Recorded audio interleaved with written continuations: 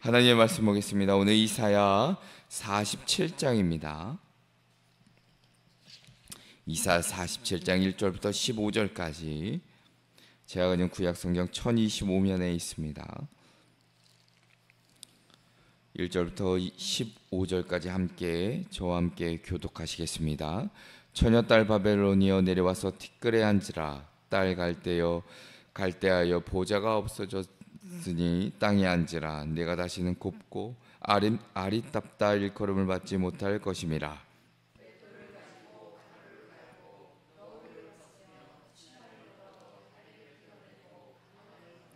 내 속살이 드러나고 내 부끄러운 것이 보일 것이라. 내가 보복하되 사람을 아끼지 아니하리라.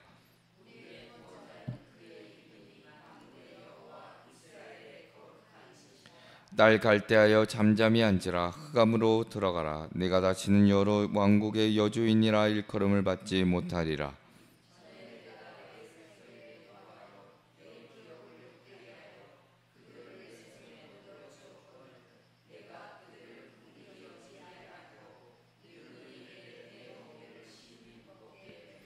말하기를 내가 영영이 여주인이 되리라 하고 이 일을 내 마음에 두지도 아니하며 그들의 종말도 생각하지 아니하였도다.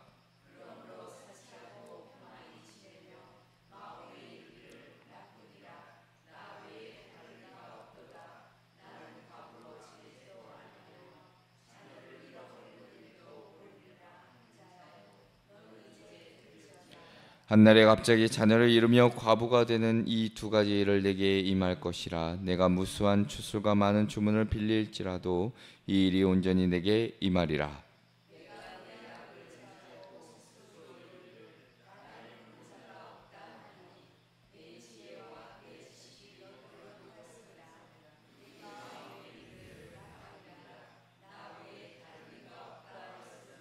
재앙이 내게 임하리라. 그러나 내가 그 근원을 알지 못할 것이며 손해가 내게 이르리라. 그러나 이를 물리칠 능력이 없을 것이며 파멸이 호련히 내게 임하리라. 그러나 내가 알지 못할 것이니라.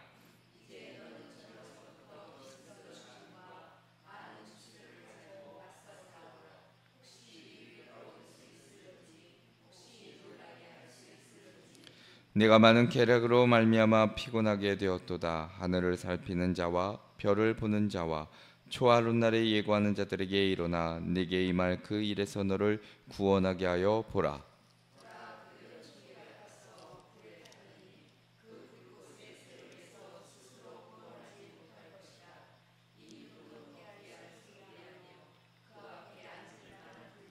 함께 읽겠습니다. 내가 같이 힘쓰던 자들이 내게 이같이 되리니 어려서부터 너와 함께 장사하던 자들이 각기 제 길로 흩어지고 너를 구원할 자가 없으리라. 아멘. 할렐루야. 아멘. 오늘도 이 새벽에 준비해 나오신 우리 성도님들과 그리고 영상으로 함께 예배하시는 우리 많은 성도님들에게 하나님의 은총이 있기를 먼저 주님의 이름으로 축원합니다. 오늘 말씀의 제목은 바벨론을 심판하시는 하나님입니다. 바벨론을 심판하시는 하나님. 우리가 어제 46장에서 바벨론에서 최고의 신으로 숭배되었던 바로 그 벨과 그리고 느보의 멸망에 대해 우리가 어제 한편 살펴보았는데, 그 나라 신의 멸망은 곧 국가의 멸망과 이어지는 것을 우리는 볼 수 있습니다. 이사야 오늘 읽으신 47장은 당시 세계 최강대국이었던 바벨론을 향한 하나님의 심판이 기록되어 있습니다. 우리가 잘 아는 대로 바벨론은 대단한 문명을 가진 나라이죠. 유프라테스 강을 중심으로 비옥한 땅에서 정치나 경제나 문화나 종교의 어떤 절정을 자랑했던 나라입니다. 그들의 수도는 성벽으로 둘러싸인 아주 거대한 도시였고, 지금 7대 불가사의 중에 하나로 꼽히는 공중정원도 바로 이 바벨론의 상징이기도 하였습니다. 바벨론 사람들은 그러니까 자신들의 어떤 지혜, 군사력, 그리고 점술, 마법에 이르기까지 모든 것이 세상에서 최고라 믿었습니다. 그들은 스스로를 영원한 여주인이라 불렀고 다른 나라들을 지배하고 짓밟으면서도 전혀 두려움 없이 살아갔던 나라입니다. 자, 그런데 하나님의 시선은 좀 다릅니다. 바벨론이 자랑하던 모든 영광이라는 것은 하나님 앞에서 한순간에 무너질 모래성에 불과했고, 오늘 본문에서 뒤에 함께 살펴보겠지만 하나님은 바벨론을 처녀딸 바벨론이라 부르며 왕좌에서 끌어내려 수치와 심판을 당할 것이라 말씀하십니다. 단순히 한 나라의 흥망성쇠를 넘어서 인간의 교만과 자만이 하나님 앞에서 얼마나 더덥고 연약한 것인지를 보여주고 있습니다. 번성했던 한 나라의 무너짐에는 그 이면에 신앙의 타락도 분명히 있습니다. 그것은 이스라엘만 보아도 우리는 알 수 있지요. 우리의 개인이나 가정이나 교회도 마찬가지일 것입니다.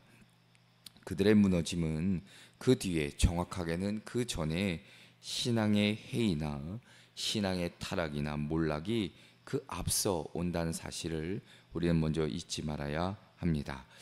바벨론의 교만이라는 것은 단순히 그 나라, 그 고대 제국의 문제만은 아닐 것입니다. 오늘 우리가 사는 세상도 여전히 현대판 바벨론의 모습은 가득 차 있습니다. 돈이든 권력이든 과학이든 기술을 의지하고 있는 우리의 삶을 우리는 볼 수 있습니다. 마치 우리가 누리고 있는, 우리가 쥐고 있는 이 모든 것들이 우리의 삶 역시도, 우리가 보고 있는 역사조차도 통제하고 다스릴 수 있는 것처럼 착각할 때가 있다는 겁니다. 그러나 인류가 아무리 눈부신 발전을 이루었다 해도 생명의 주관자이신 하나님을 떠나는 그 순간 모든 것들이 무너질 수 있다는 사실을 우리는 간과해서는 안 될 것입니다. 그 작은 바이러스 코로나 팬데믹을 보더라도 우리는 알 수 있죠. 그리고 자연재해 같은, 기후의 재난 같은 그런 현실 앞에 우리가 얼마나 연약한지를 우린 너무나도 뼈저리게 경험하며 알고 있습니다. 자, 그러면 오늘 이 47장의 말씀을 통해 우리에게 깨닫게 하시는 하나님의 그 뜻이 무엇일까 함께 좀 살펴보고 기도의 제목을 얻고자 합니다. 그 첫째로는 교만한 자의 자리는 반드시 무너집니다. 교만한 자의 자리는 반드시 무너집니다. 자, 오늘 1절의 말씀을 보면 처녀딸 바벨론이여 내려와서 티끌에 앉으라. 딸 갈대하여 보좌가 없어졌으니 땅에 앉으라. 내가 다시는 곱고 아리답다 일컬음을 받지 못할 것임이라 기록합니다. 자, 본문은 바벨론을 처녀딸 바벨론이라 부르며 시작합니다. 자, 고대 근동에서 처녀딸이라는 표현은 아직 정복당하지 않고 안전과 번영을 누리는 어떤 도시의 이미지를 담고 있습니다. 자, 그러니까 바벨론은 스스로를 무너지지 않을 성, 실제로 7절에 그들이 영영이 여주인이 되리라라고 고백한 것처럼 자기 확신과 어떤 교만의 모습을 우리는 발견할 수 있습니다. 자신들이 역사의 주인이고 다른 민족을 다스릴 권리가 영원히 자신들에게 있다고 착각하며 살았던 것이죠. 근데 하지만 하나님은 그들의 교만을 결코 그대로 두지 않으십니다. 1절에 보면 내려와서 티끌에 앉으라 명령하시고 곱고 아리답다라는 소리를 들었는데 이제는 듣지 못하게 된다 말씀하시죠. 자, 2절 이하에 보면 바벨론의 멸망의 모습을 좀 더 적나라하게 표현하고 있는데, 자, 2절에 먼저 보니까 맷돌을 가지고 가루를 갈고 너울을 벗으며 치마를 걷어 다리를 드러내고 강을 건너라. 그리고 3절에도 보면 내 속살이 드러나고 내 부끄러운 것이 보일 것이라 내가 보복하되 사람을 아끼지 아니하리라 기록하고 있습니다.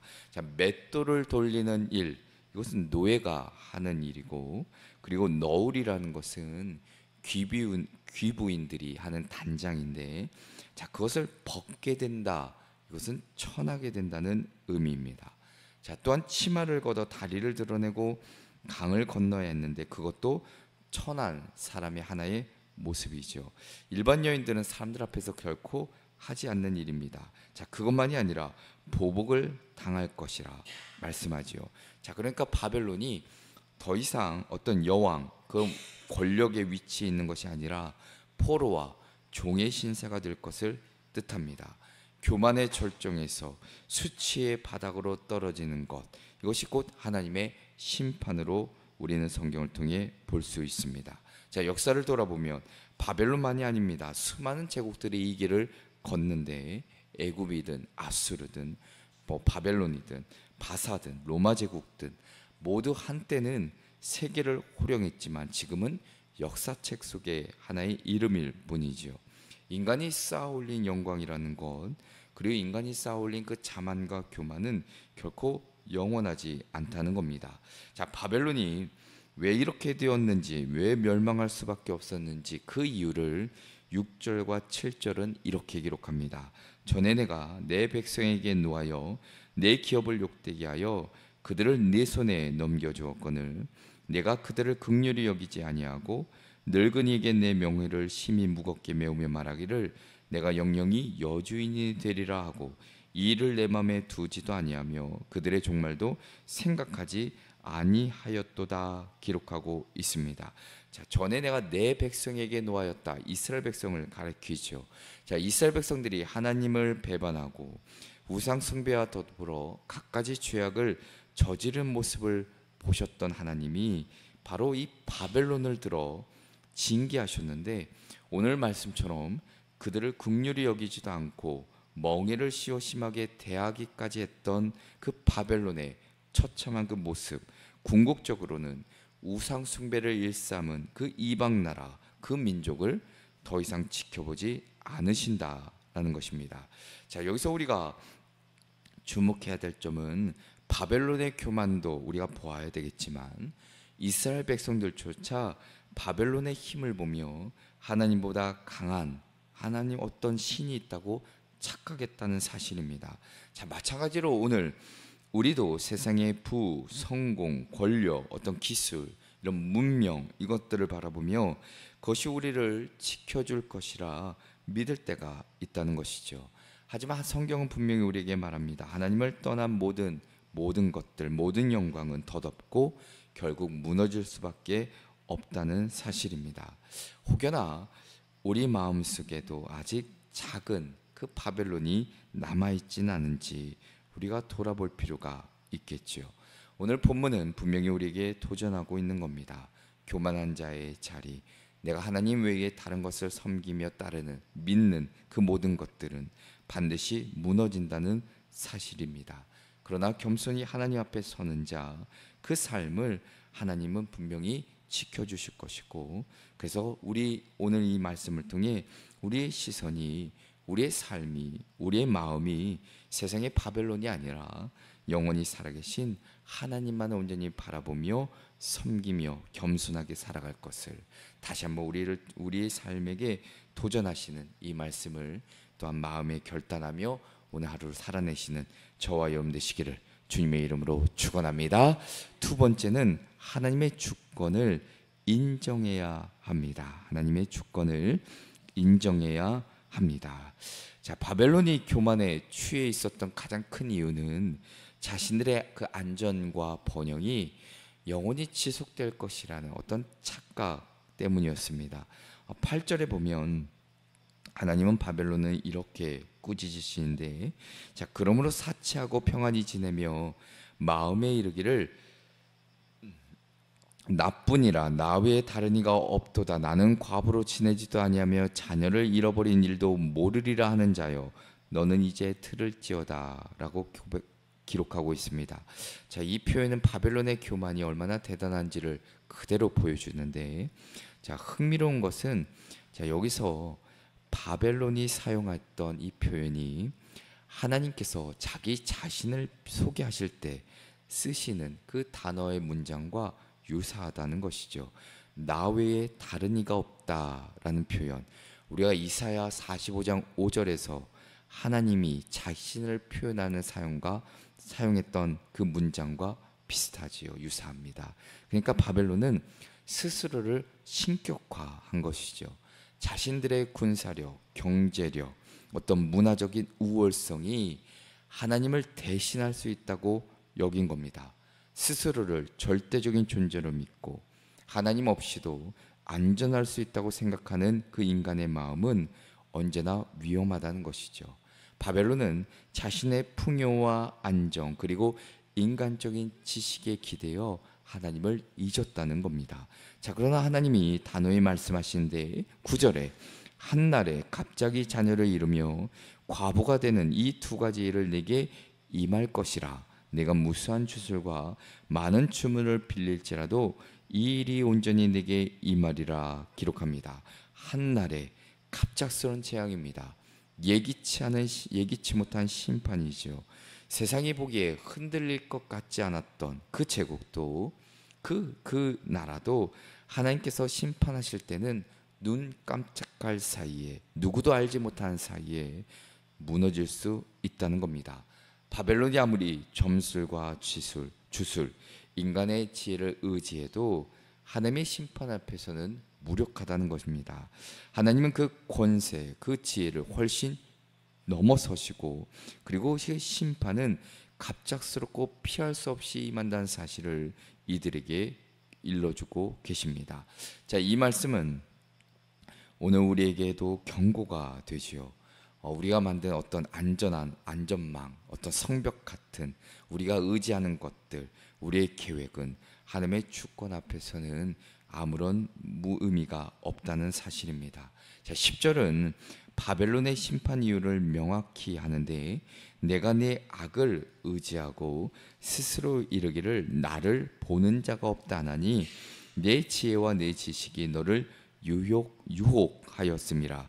내 마음에 이르기를 나뿐이라 나 외에 다른 이가 없다 기록합니다. 자기 지식과 능력에 스스로 이렇게 매료되어서 하나님 없는 삶을 당연하게 여깁니다. 자, 오늘날 우리의 삶에서도 비슷한 유혹이 분명히 있지요.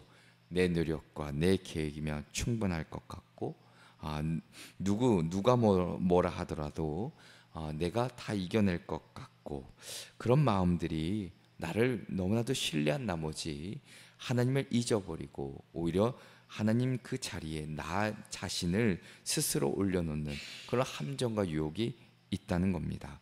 자, 마지막으로 11절은 심판의 어떤 절대성과 하나님의 주권을 선포하는데, 재앙이 내게 임하리라. 그러나 내가 그 근원을 알지 못할 것이며 손해가 내게 이르리라. 그러나 이를 물리칠 능력이 없을 것이며 파멸이 호련히 내게 임하리라. 그러나 내가 알지 못할 것이니라 기록합니다.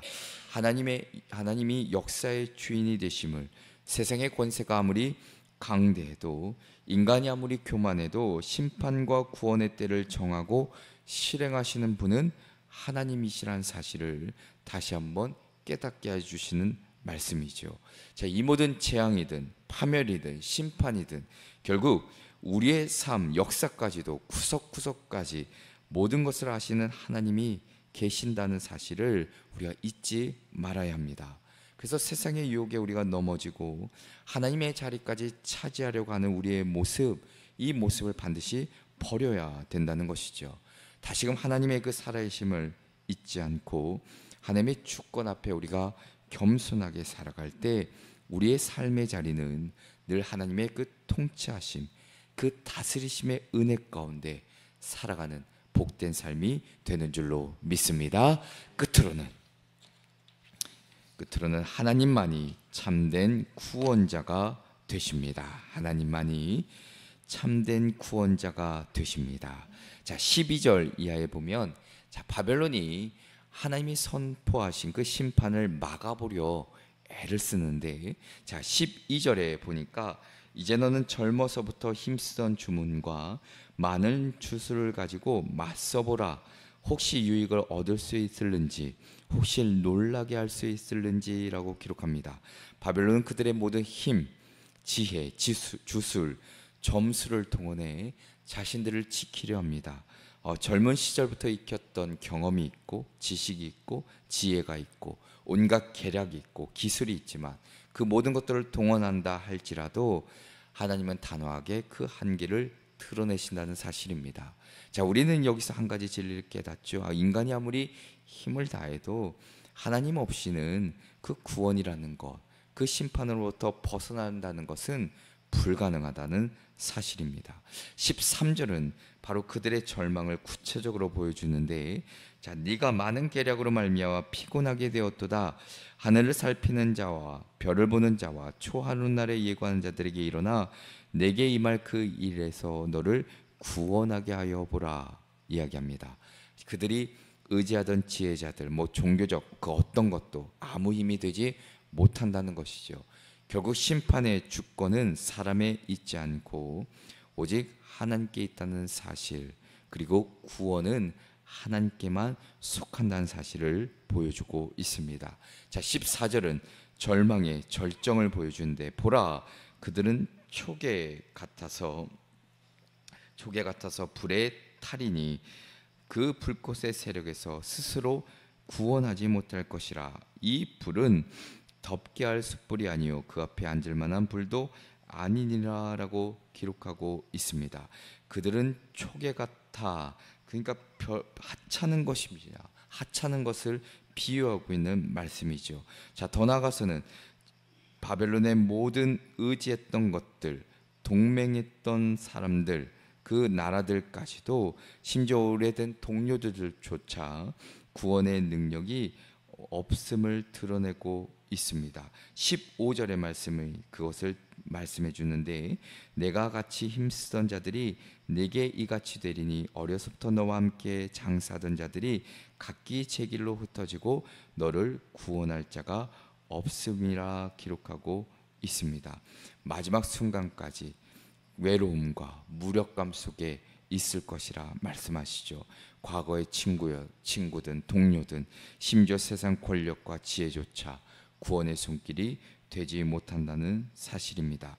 인간적인 노력, 권세의 불, 그것도 아무것도 아니라는 것이죠.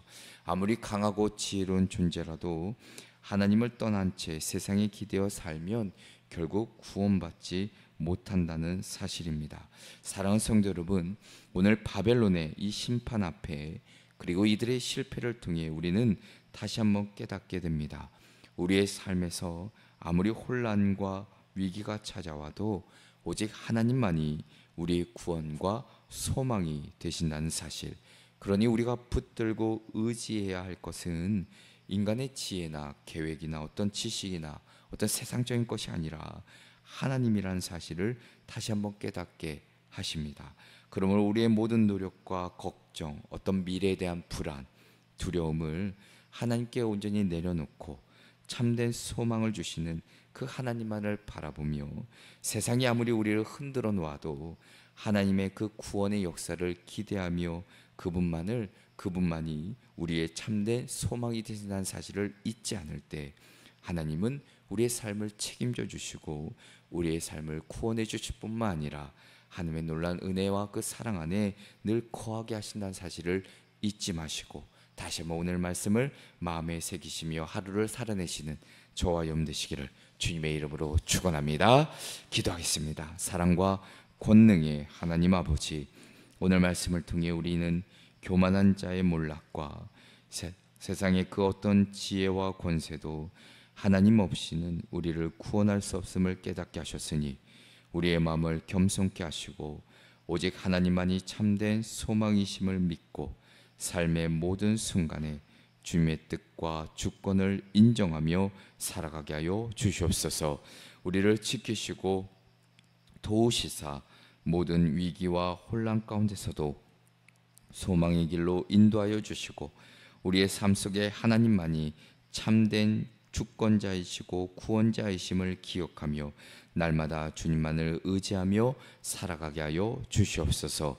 오늘도 우리의 삶에 늘 통행하시는 예수 그리스도의 이름으로 기도합니다. 아멘.